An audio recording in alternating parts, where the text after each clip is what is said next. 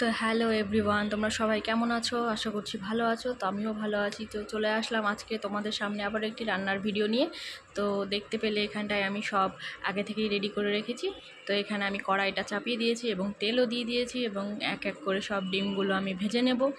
তো তোমরা বুঝতেই পেরেছো দেখে যে আজ আমি ডিম রান্না করব। তো দেখো ডিমগুলো আমি আস্তে আস্তে করে সবগুলো ভালোভাবে ভেজে নেব। আর একটা ডিম তো সেদ্ধ করার সাথে সাথেই ভেঙে গেছে। তো যাই হোক, ডিমগুলো আমি ভালো করে উল্টে পাল্টে ভেজে নিলাম। তো এবার এগুলোকে আমি উঠিয়ে নেব। তো এই খুন্তিটা দিয়ে আমি উঠাতে পারছিলাম না, তাই আমি উঠিয়ে নিলাম। তারপর তোমাদের আবার ভিডিও দেখাচ্ছি। তো দেখো, আবার একটু তেল দিয়ে দিলাম কড়াইতে। তারপরে দুটো শুকনো লঙ্কা চিড়ে, একটা এলাচ, গোলমরিচ, লং, দারচিনি সব ফোড়নে দিয়ে এবার একটু দিয়ে দেবো জিরে। তো দেখো, জিরেও দিয়ে দিলাম। সব দিয়ে একটু নাড়াচাড়া করে এবার এর মধ্যে ঢেলে দেব পেস্ট করা মশলাগুলো। তো দেখো, মশলাগুলো আমি ঢেলে দিলাম।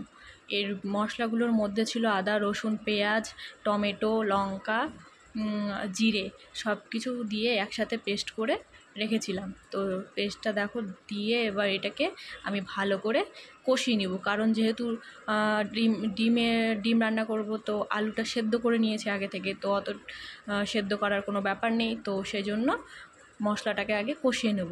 তো দেখো, এবার এর মধ্যে আমি এক এক করে সব গুঁড়ো মশলাগুলো দিয়ে দিলাম। তো এখানে দিয়েছি হলুদ, লঙ্কা গুঁড়ি, ধনিয়া জিরা গুঁড়ি, লবণ স্বাদ মতো দিয়ে এটাকে আবার নেড়ে চেড়ে নিলাম। এবার এটাকে আমি ঢাকা দিয়ে কিছুক্ষণ কষিয়ে নেব। তো দেখো, ঢাকনাটা তুলে দিলাম। এবার এটাকে নেড়ে দিচ্ছি। তো দেখো, যতক্ষণ না এটা মশলাটা কষানো হবে ততক্ষণ আমি এটাকে কষিয়ে যাব।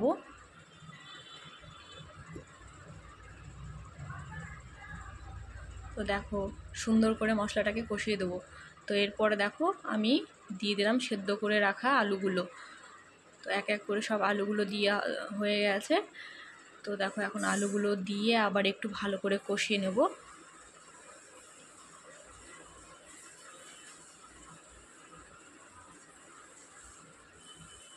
তো ঢেকে দিলাম।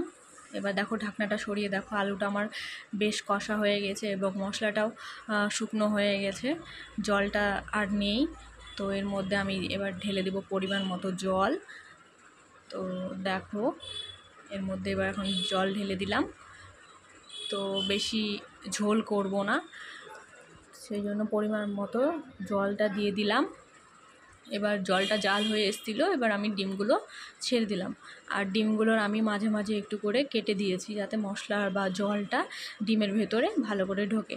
তো দেখো, এবার আমি ঢেকে দিলাম।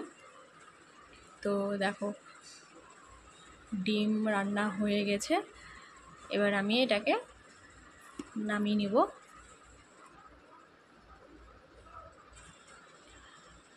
অলরেডি হয়েই গেছে। এবার আমি তরকারিটা নামিয়ে নেব। দেখো, গরম মশলা দিয়ে দিলাম এরপরে। আর দেখো, যে ডিমটা ভেঙে গেছিলো সেটা একদম ভেঙে গেছে নাড়ানাড়ি করতে করতে। তো দেখো, ডিমের ঝোলটা আমি নামিয়ে দিলাম। তো দেখা হবে পরের ভিডিওতে। Bye bye.